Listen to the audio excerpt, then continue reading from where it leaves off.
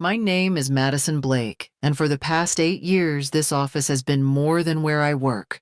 It was my second home, the place I spent more waking hours than my own apartment. I could tell you where the sunlight hit my desk at exactly 3:20 on a clear winter afternoon. I could point out the faint scratch on the corner of my desk from when I dropped a portfolio in a rush to meet a deadline. I had watched the city skyline through these windows while building a career from a junior assistant to the head of creative strategy. Every detail in this room carried a piece of my story, from the framed photo of my first big launch to the bulletin board filled with color swatches and sketches that never saw the light of day but still made me proud. That morning started like any other until I saw Mr. Whitmore standing in the doorway with a young man I had never seen before. The boyish grin on the stranger's face clashed with the stiff authority in Mr. Whitmore's posture.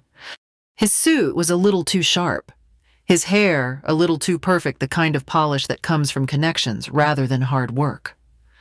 Whitmore's voice was casual but firm when he announced that Evan, his nephew, would be taking over my office, effective immediately. The words hung in the air like they had weight, and I felt every ounce of it press against my chest. I glanced from Whitmore to Evan, then back to my office. My ergonomic chair faced the window exactly where I liked it. The custom lighting I had chosen gave the room warmth that no other space on this floor had. My shelves were lined with books and awards, each a reminder of long nights and difficult wins. Evan's smile widened as he stepped inside like he already owned the place. He ran his hand along my desk as if testing the quality of his new toy. He made some half-hearted promise to take good care of it, and I responded with a polite nod, my voice steady, even though my pulse was racing. Outwardly, I kept my composure. Years in corporate life had taught me the value of a controlled expression. Inwardly, it was a different story. Every muscle in my body was tight, holding back the urge to tell them exactly what I thought of this arrangement. My mind raced with memories of the times I had stepped in to save projects, secure deals no one thought possible, and brought in clients that kept the company afloat. None of that seemed to matter in this moment. All that counted was that Evan had the right last name. Whitmore pointed down the hall and told me there was a desk in storage I could use. He avoided my eyes as he straightened his tie. It was probably meant to be a small comfort when he added that it was temporary. I didn't believe it for a second. Evan flopped into my chair and gave it a spin like a kid testing a ride at the fair. I reached for the box that had been conveniently placed on my chair, its purpose clear. One by one, I placed my things inside. The framed photo, the small potted plant that had thrived on my windowsill, the mug from my first company retreat. Each item felt heavier than it should have as I carried the box to the doorway. My heels clicked softly against the polished floor while Evan laughed behind me. I paused, taking in the view one last time. The city stretched beyond the glass, alive with motion and possibility. This was my vantage point, my reward for years of dedication, and I was being told to give it away like it meant nothing. I turned back to Evan, my expression polite enough to pass for cordial. I told him there was a drawer in the desk that stuck sometimes, that it had a trick to opening it. He brushed it off already, more interested in his phone than in me. I walked out without another word, but in my mind, something had shifted. The humiliation was real, but it wasn't going to be the end of my story. They thought I was leaving in defeat. They didn't know they were watching the beginning of my plan. The storage room was at the far end of the hall, past the copy machines and the supply closet, and no one bothered to keep it organized. I pushed the door open with my shoulder balancing the box in my arms, and was greeted by a flickering fluorescent light that made everything look harsher than it already was. The air smelled of dust and something faintly chemical, like old cleaning supplies that had been forgotten for years. The space was barely 8 feet wide, lined with metal shelves sagging under stacks of outdated catalogs and cardboard boxes labeled with years long past. In the center sat a narrow desk that wobbled when I set my box down. The chair was a folding metal one with a thin cushion so worn the stuffing poked through the seams. I lowered myself into it and heard the metal creak under my weight. There was no window, no sunlight, just the steady hum of the light above me and the faint rattle of the air vent that never seemed to deliver actual air. I placed my small plant in the corner of the desk, knowing it would struggle to survive here, but not ready to let go of the one bit of green that had followed me from my old office. As I looked around, memories of other slights rose to the surface. The time Mr. Whitmore had presented my holiday campaign to the board without mentioning my name, taking the applause as if the ideas had been his. The year we won an industry award for innovation, and my role was reduced to a passing comment in the press release. I had told myself those moments didn't matter, that the results spoke for themselves, but sitting here now, it was hard to ignore the pattern. This wasn't just bad luck or oversight. It was a choice. I adjusted the chair so I could face the desk and opened my laptop. The metal frame wobbled again, and the shelves around me clinked softly as if mocking my downgrade. Through the thin wall, I could hear Evan's voice carrying down the hallway, bright with self-importance as he showed off his new office. Every laugh felt like a reminder of how quickly years of work could be dismissed when someone else's last name carried more weight. Still, I kept my posture straight. My expression was calm. No one passing by would see the turmoil tightening in my chest or the slow burn of resolve forming in my mind. I had learned a long time ago that you never give anyone the satisfaction of watching you break. If Whitmore thought this room would humiliate me into silence, he had underestimated me. I took a deep breath and let my gaze travel over the cluttered shelves and peeling paint. It was a far cry from the sleek lines and bright view of my old space, but I knew something he didn't. I could work from anywhere. I could build from nothing. And one day, I would make sure this move he thought was his victory would become the very thing that unraveled him. Whitmore appeared in the doorway of the storage room late on a Friday afternoon. His expression flat, his tone almost casual. He asked if the concept boards for the Stone Haven project were ready. I told him they had been finished the day before and that I could send them over. He nodded, then told me to forward everything to Evan because Evan would be presenting them to the client on Monday. For a moment, I thought I had misheard him. Stone Haven was my project. I had nurtured the relationship with the client for over a year, guiding them through every stage of development until we had something both innovative and profitable. I kept my voice steady when I asked why. He said Evan needed some wins to establish himself with the team, and that this project was straightforward enough for him to handle. I could feel my jaw tighten as I stared at him, but I said nothing. Instead, I agreed to send the files before I left for the day. When he walked away, the silence in the storage room seemed heavier than usual. I stared at my screen without moving, feeling the burn of injustice settle deep in my chest. Hours later, when most of the office had cleared out, I was still at my desk. The only light came from my laptop, casting a pale glow over the uneven desk surface. I opened the company's financial archives, not entirely sure what I was looking for. I just knew I needed to understand why Whitmore was pushing Evan into roles he was clearly unqualified for. I sifted through quarterly reports, expense sheets, and vendor lists, scrolling until my eyes began to blur. That was when a name caught my attention. Northcrest Consulting. It appeared in a payment log.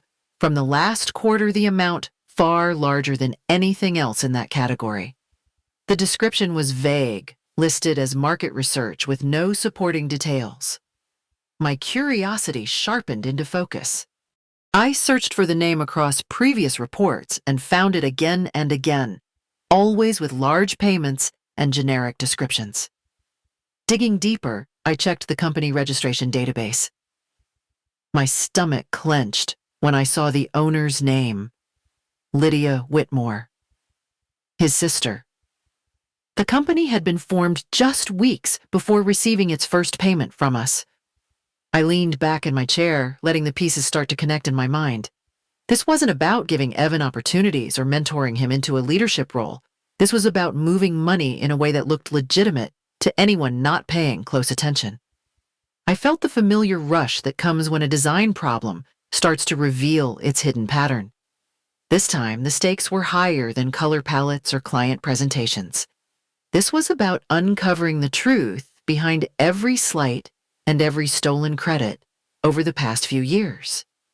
I didn't know exactly how yet, but I knew this was the thread I needed to pull. And I wasn't going to stop until I unraveled it. It was just after 7 on Saturday morning when I swiped my access card for the executive floor.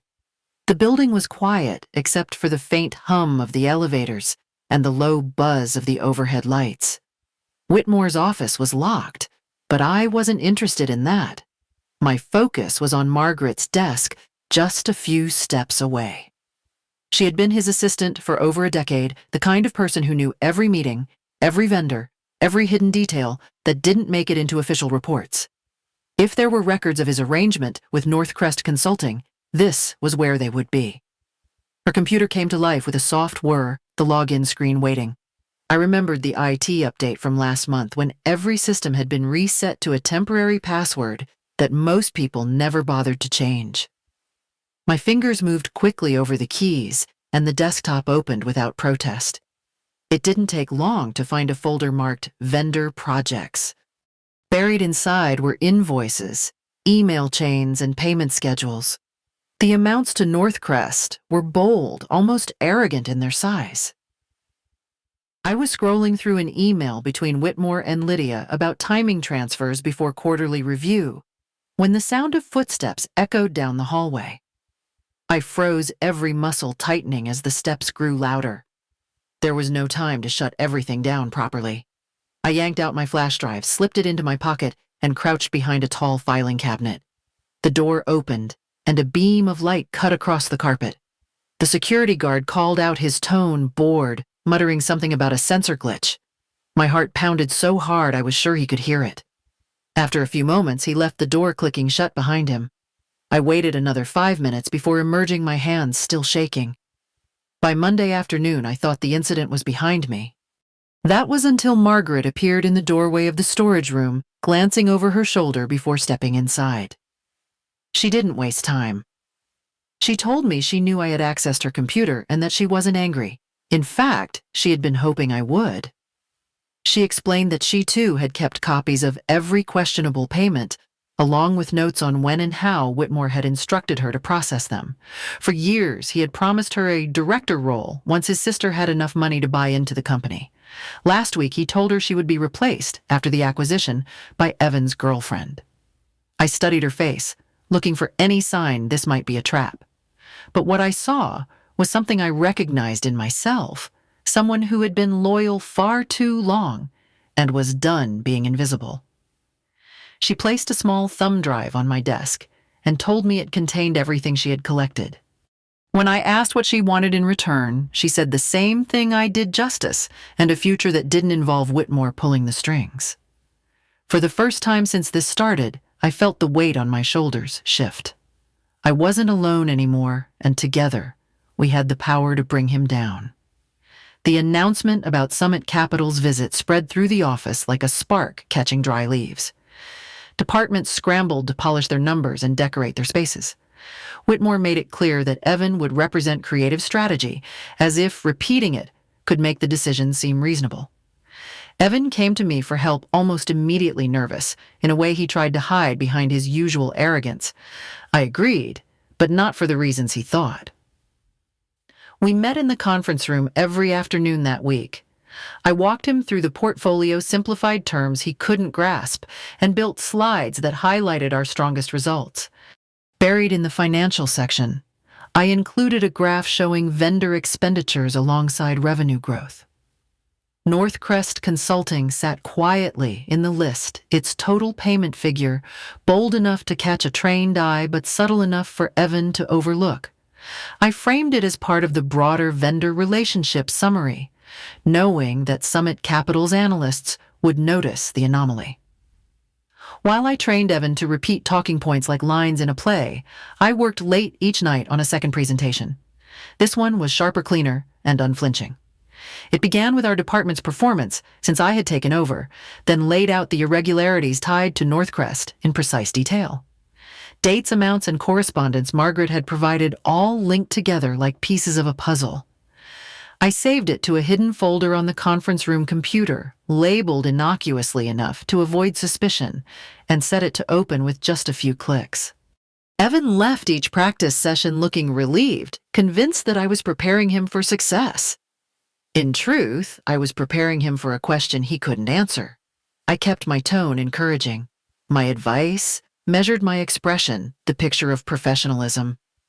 Every time he thanked me, I smiled, knowing that when the moment came, the pieces I had arranged would fall into place exactly as planned. The waiting was the hardest part, but patience was the difference between a petty move and a checkmate. Summit Capital's visit would be my stage, and Whitmore's own choices would provide the script. The announcement about Summit Capital's visit spread through the office like a spark catching dry leaves. Departments scrambled to polish their numbers and decorate their spaces. Whitmore made it clear that Evan would represent creative strategy, as if repeating it could make the decision seem reasonable. Evan came to me for help almost immediately, nervous in a way he tried to hide behind his usual arrogance. I agreed, but not for the reasons he thought. We met in the conference room every afternoon that week. I walked him through the portfolio, simplified terms he couldn't grasp, and built slides that highlighted our strongest results. Buried in the financial section, I included a graph showing vendor expenditures alongside revenue growth.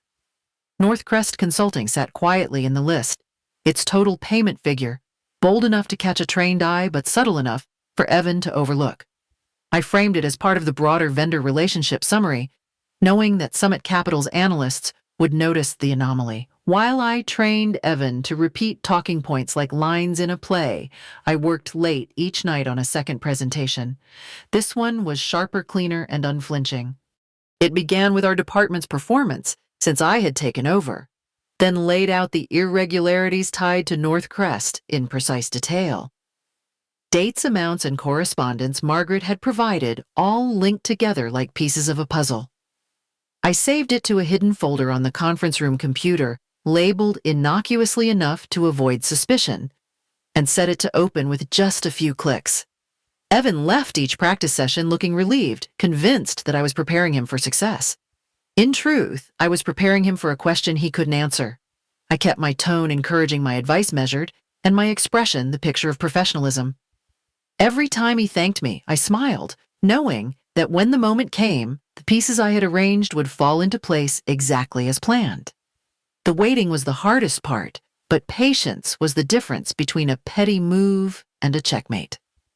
Summit Capital's visit would be my stage, and Whitmore's own choices would provide the script. The conference room was packed, the air thick with the scent of fresh flowers from the lobby, and the faint aroma of expensive coffee. Summit Capital's representatives sat at the head of the table, their notepads, open eyes sharp. Evan walked to the podium, adjusting his tie like he had practiced 100 times with me. His opening was smooth, almost confident, as he clicked through the first slides. He recited our department's achievements, showing graphs and visuals we had rehearsed, until he could repeat them in his sleep. For a brief moment, I wondered if he might actually make it through without tripping. Then Astrid Cole, Summit's lead analyst, leaned forward and asked how the department had maintained such strong profit margins while paying over $800,000 to Northcrest Consulting for market research. Evan froze. His eyes darted to Whitmore, who gave a small nod, signaling him to answer. Evan's voice wavered as he mumbled about vendor partnerships and strategic outsourcing, but the words had no weight. The silence that followed only deepened the tension. Whitmore stepped in, trying to smooth it over with vague remarks about confidentiality and competitive advantage. But Astrid's gaze didn't soften, and another representative jotted something in his notes without looking up. The room felt tighter, the shift in energy unmistakable. Then Astrid asked if someone with direct oversight of the department's operations could clarify. Her eyes moved past Evan, landing on me at the back of the room. Whitmore's expression stiffened, but he didn't have the chance to object before the request was echoed by another member of the team. I rose slowly, my footsteps steady as I approached the front. I thanked Evan for his presentation and told the room I had prepared supplementary materials in case they wanted a deeper look. My hand moved to the mouse, and within seconds, the hidden file was open on the screen. Slide by slide, I laid out the truth. The department's performance under my leadership, the suspicious payments to North Crest, and the emails linking Whitmore to his sister's company. Each piece of evidence clicked into place like a puzzle, snapping shut.